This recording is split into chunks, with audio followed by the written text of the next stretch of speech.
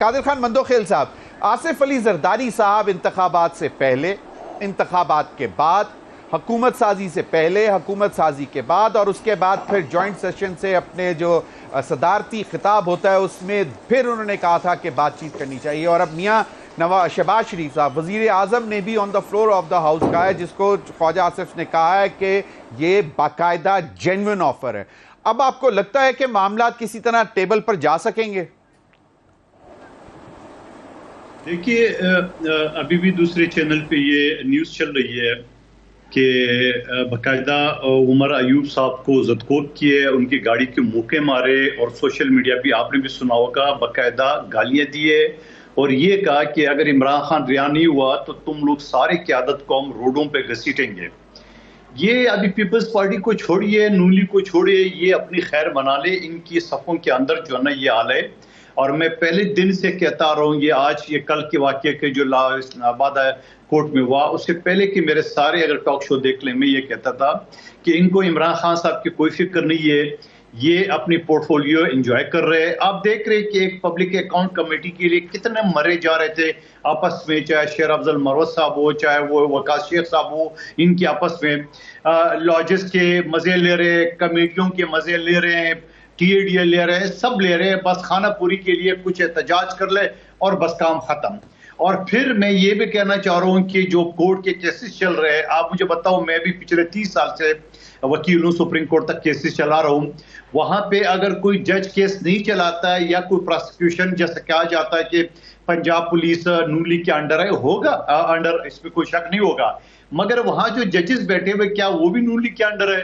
اب اگر ایک جج صاحب کیس نہیں چلا رہے، آپ درخواست دے دیں، اس کی اپیل داخل کرے، جیسا آپ نے اسلام آباد ہائی کورٹ میں داخل کیے۔ تو میں یہ سمجھ رہا ہوں کہ پی ٹی آئی کے اندر دراڑیں پیدا ہو چکی ہے، یہ ابھی اسی طرح ماں بہن کی گالیوں پہ اتر آئیں گے اور اسی طرح گالی گلوچ کریں گے، کیونکہ اس کی تربیت بھی اسی ٹائپ کی ہوئی ہے، ان کی تربیت بھی اسی ہوئی ہے۔ جو محترم قریشی صاحب فرما رہے ہیں بے نظیر بھٹو صاحبہ کے دور میں، گو نواز گو عمران خان گو، یا گو جو بھی گو، یہ تو جمہوری نعرے، گالی گلوچ تو نہیں دے رہے تھے، نہ اس وقت دیے نہ آج دے رہے، جمہوری نعرے وہ آپ ہی لگا لیں۔ لیکن وہ انہوں نے ابھی کہا، خود اپنی یہ باتوں سے یہ ثابت کر رہے ہیں کہ مریم نواز صاحبہ کو چچا اور والد جو ہے ٹرین کر رہے ہیں، تو اس کا مطلب آپ نے چچا اور والد کا نام تو لیا ہوگا اسمبلی میں، آپ نے تو خود ثابت کر دیے۔ پھر میری بات کا جواب نہیں دیا، انہوں نے قرآن اٹھانے کے تو یہ تیار ہے، وہ بھائی قرآن اٹھانے کی آپ کو ضرورت ہی نہیں پڑے گی، وہ اسمبلی کے ساری پروسیڈنگ ریکارڈڈ ہوتی ہے، ریکارڈ منگا کے دیکھ لے،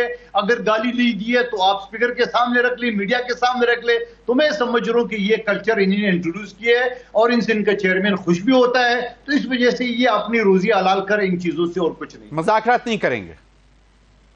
مذاکرات تو وہ مذاکرات تو کہتے ہیں ہم جمہوری پارٹی سے نہیں کریں گے، ہم عالمی چیف سے کریں گے، ہم بی جی آئی سے کریں گے، یہ تو کھلا کہتا ہے۔ اور یہ بھی کہتے ہیں کہ بھائی یہ مسلم لیگ نون اور پیپلز پارٹی کیا دے گی؟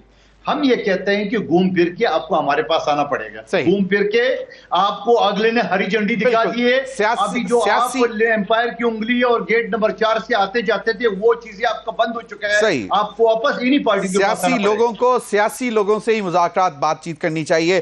قادر خان مندوخیل صاحب، نبیل گبول صاحب کا ایک میں بیان دیکھ رہا تھا، وہ کہتے ہیں کہ ہم نون لیگ کی حکومت کو دھکا سٹارٹ پر چلا رہے ہیں۔ ایک تو یہ معاملہ ہے، دوسرا یہ کہ پیپلز پارٹی کی طرف سے کوشش کی گئی مولانا فضل الرحمان صاحب سے رابطے بڑھانے کی، کیونکہ وہ پی ایم ایل این سے تو انہوں نے واضح طور پر کہہ دیا ہے کہ بھئی نہیں بات کریں گے۔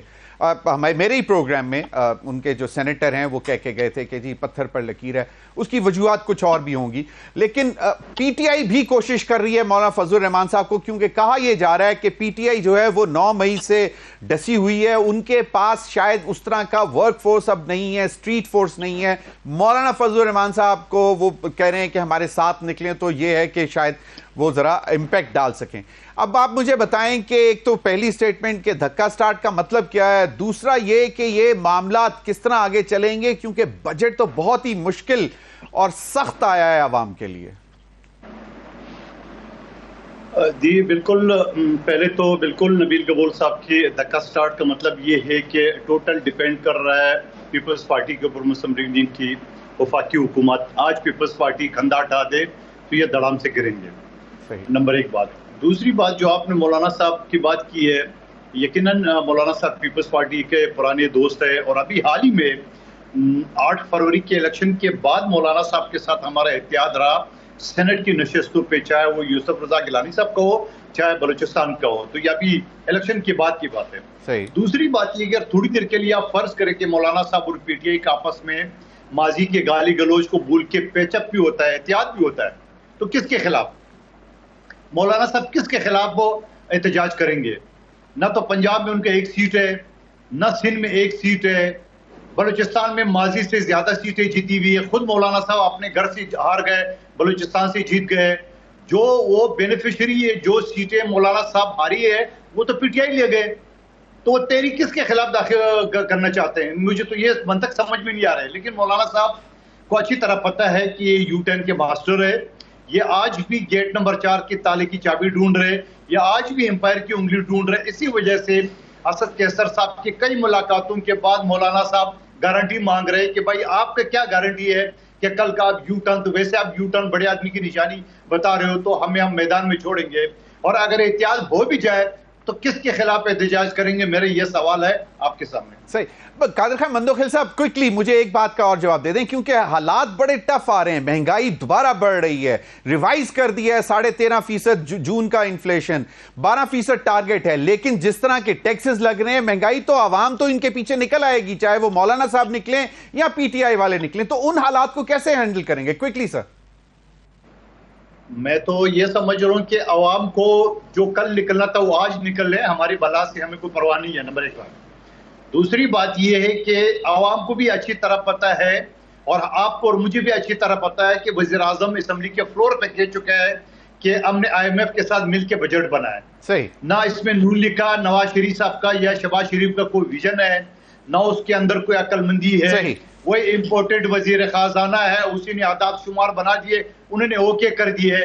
पीपल्स पार्टी ने एहतजाज किया है, पीपल्स पार्टी ने सख्त मौकफ लिया है। पीपल्स पार्टी की वजह से कुछ चीजें बेहतर हुई है, जैसे बेनजीर इनकम सपोर्ट का, स्टेशनरी किताबों के ऊपर टैक्स की छूट, या उसके अलावा कराची बूंद बूंद को तरस रहा है उसके लिए पैसे का प्रोजेक्ट, बिल्कुल सही, जब्गार के लिए बिल्कुल सही, सिंध हुकूमत ने जो ऐलानात किए उसके पैसे नहीं दिए। तो ये सारा भुगतेंगे, नून लीग भुगतेंगे, हमारा कोई लेना देना नहीं है। सही।